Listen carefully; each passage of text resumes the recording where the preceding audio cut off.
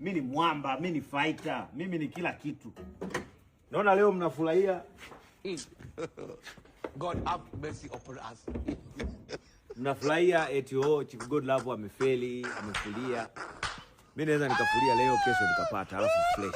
Alafu wewe ukawa hujawahi kupata kabisa. Haya, mimi nimewahi kuendesha Maybach, nimewahi kuendesha Mustang, nimenunua G-Wagon. Yaani nina kila kitu. Hayo maisha ya kitajiri nishaishi. Sasa wewe unafurahia eti mimi kukosa Maybach au kukosa Mustang. Wewe si fala kabisa. Haya, wewe ushaikuwa nayo.